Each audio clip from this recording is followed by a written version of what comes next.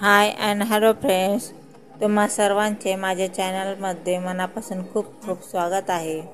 तर आज आम्ही आलेलो आहोत चौरंगी महाराज यांच्या मंदिरामध्ये। तर हे बघा, हे आहे चौरंगीनाथ महाराज। तर चौरंगीनाथ महाराज हे कुर्रापाण्याच्या या गावामध्ये आहे। तर कुर्रापाण्याचे हे गाव जामनेरपासून जवळपास 10 किलोमीटर अंतरावर आहे। तर चौरंगी महाराज हे देवस्थान फार जागरूक आणि मानणारे आहे। तर इथं कोणत्याही इच्छा तुम्ही मानल्या तर त्या पूर्णच होतात।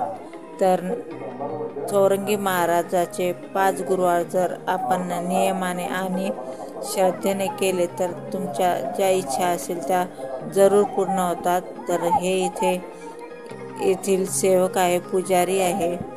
तर ते चौरंगी महाराजांचे महत्त्व आम्हाला सांगत आहे। तर चौरंगी महाराज हे एका टेकडीवर स्थित आहे आणि येथील टेकडीवर अशी खूप छान असे मंदिर बांधलेले आहे। आणि मंदिरातून तुम्हाला दिसतच असेल हे नवनाथाचे इथं फोटो आहे। तर त्यातील चौरंगी महाराज हे इथं स्थित आहे। तर वरतून मंदिरावरून बघितल्यानंतर पूर्ण आपल्याला गावाचा परिसर आणि आजूबाजूचा सुंदर असे दृश्य आणि निसर्गरम्य असे बहरलेले सर्व वातावरण आपल्याला दिसते। तर हे बघून खूप मनाला शांती आणि आनंद वाटतो। तर येथील मंदिर हे बघण्यासारखे आहे। तर तुम्ही जवळपास असाल तर नक्की या मंदिराला बघण्यासाठी या। तर आम्ही इथं आलेलो आहोत। तर हे बघा, येथील हे महाराज आहे। आम्हाला चौरंगीनाथ महाराजांची इतिहास आम्हाला सांगत आहे। तर ते मोठ्या आतुरतेने आणि श्रद्धेने आम्ही ते ऐकत आहे।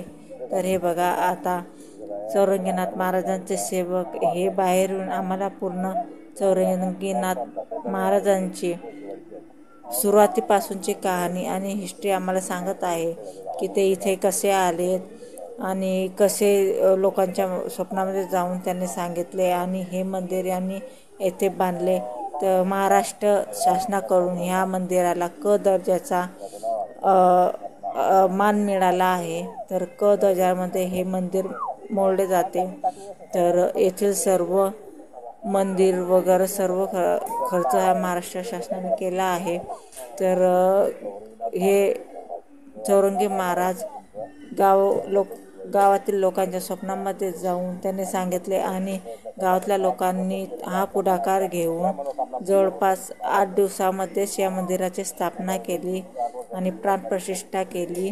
तर पूर्ण माहिती अशी आम्हाला हे महाराजांचे सेवक सांगत आहे।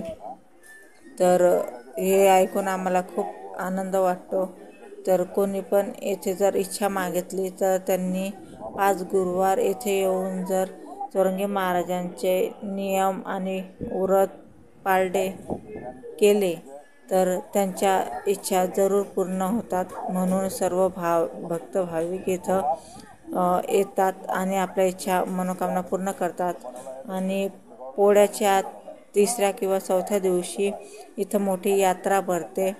तर इथं रथ पण निघतं चौरंगी महाराजांची। पूर्ण गावातून मिरवणूक काढली जाते आणि त्यांची मिरवणूक काढून सर्व गावांना प्रदक्षिणा करून इथं यात्रा भरते। तर अशी सर्व माहिती आम्हाला या महाराजांनी सांगितली। तर महाराज आम्हाला सांगत असताना जवळपास महाराजांचा आवाज येत नव्हता। तर आमच्याजवळ माईक पण नव्हता। तर त्यामुळे मी सांगत आहे तुम्हाला।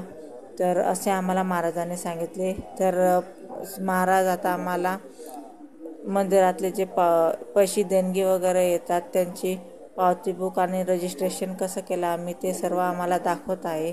तर हे बघा, हे रजिस्ट्रेशन केलं आहे मंदिराची। पावती वगैरे तुम्हाला फाडायची असली तर ही पावती आपल्याला मिळते, चौरंगीनाथ महाराज।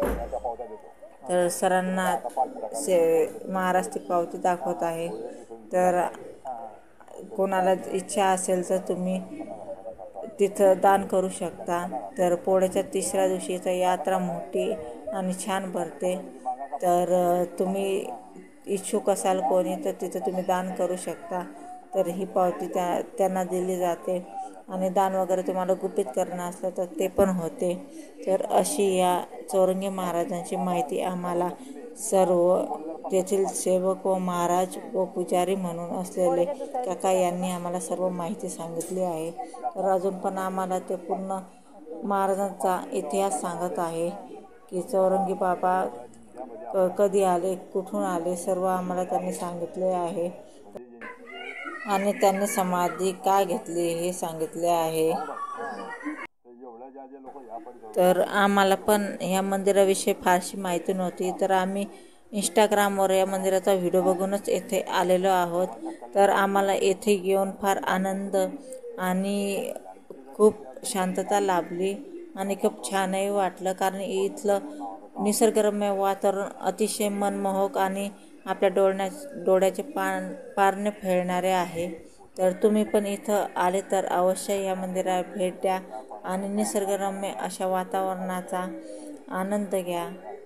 तर आणि तेथील नेचर आणि त्याची सौंदर्याची अनुभूती घ्या.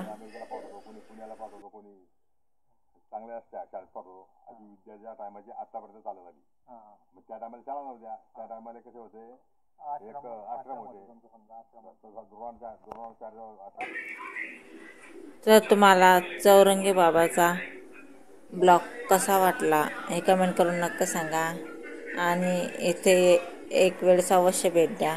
तर व्हिडिओ आवडल्यास लाईक करा, सबस्क्राईब करा. धन्यवाद.